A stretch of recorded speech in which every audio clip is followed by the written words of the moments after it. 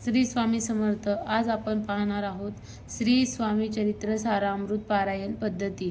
उत्तम फलप्राप्तीकरिता श्री स्वामी चरित्र सारामृत या पोथीचे पारायण कसे करायचे. दिनशुद्धी पाहून स्वामी चरित्र सारामृत पोथीचे पारायण करावे. श्री स्वामी समर्थांच्या भक्तीला सेवेला काळ वेळेचे बंधन नाही, परंतु पारायणासाठी शक्यतो सोमवार, गुरुवार आणि पर्वणीय काळ उत्तम काळ समजावा. दशमी, एकादशी व द्वादशी या दिवशी पोथीचे 3 दिवसाचे पारायण करावे.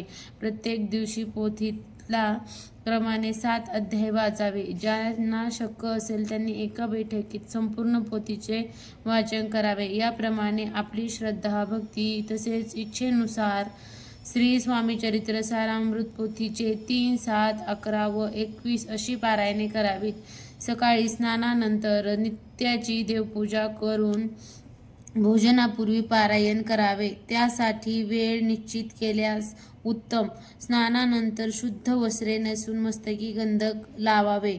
नित्याची देवपूजा करावी. कुलदैवता, इष्टदेवता, गुरुदेव श्री स्वामी समर्थांना नामस्मरण करून वडीलधाऱ्यांना वंदन करावे. पारायणास प्रारंभ करताना पहिल्या दिवशी उजव्या तळहातावर पाणी पळीभर घेऊन आपले नाम व तिथी दिनांक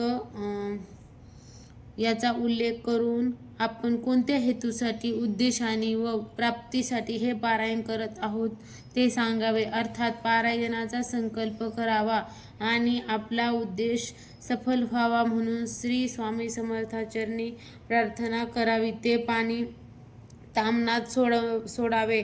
पुढे हे पाणी घरातील तुळशीत ओतावे. चौरंगावर उत्तम वस्त्र अंथरून त्यावर श्री स्वामींची तस्वीर किंवा मूर्ती ठेवावी. भोवती रांगोळी काढावी. समई लावावी. गंध, पुष्प, धूप, दीप, नैवेद्य या पंचोपचारी श्री महाराजांची मूर्ती स्थापन करावी.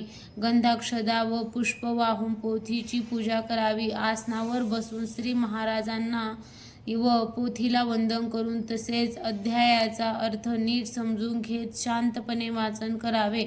त्या समयी श्री स्वामी महाराज आपल्या समोर साक्षात बसलेले आहेत असा मनाला भास असावा. चित्त प्रसन्न असावे. वाचन चालले असताना साजूक तुपाचा अखंड दिवा लावावा. वाचन झाल्यावर श्री स्वामींच्या तस्वीराला गंध, हळद, कुंकू व फूल वाहून अगरबत्ती, धूप, दीप ओवाळून वंदन करावे. त्यानंतर नैवेद्य दाखवावा आणि सर्वांनी प्रसाद द्यावा.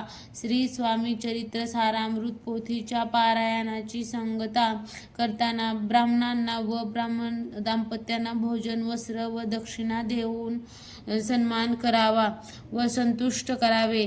ज्या दिवशी पारायण सांगत होईल त्या दिवशी सायंकाळी जवळपासच्या श्री स्वामी मठात किंवा मंदिरात जाऊन श्री समर्थ महाराजांचे दर्शन घ्यावे. पारायण काळात सदाचाराने राहावे. एक भक्त राहावे. ब्रह्मचर्य पाळावे. वादविवाद, भांडणतंटा आदी गोष्टी टाळाव्या. श्री स्वामींचे नामस्मरण करावे. तसेच त्यांच्या चरित्रकथाचा आशय लक्षात घेऊन त्यावर चिंतन, मनन व आत्मपरीक्षण करावे. श्री स्वामींचा नामजप पुढीलप्रमाणे श्री स्वामी समर्थ, जय जय स्वामी समर्थ असा करावा.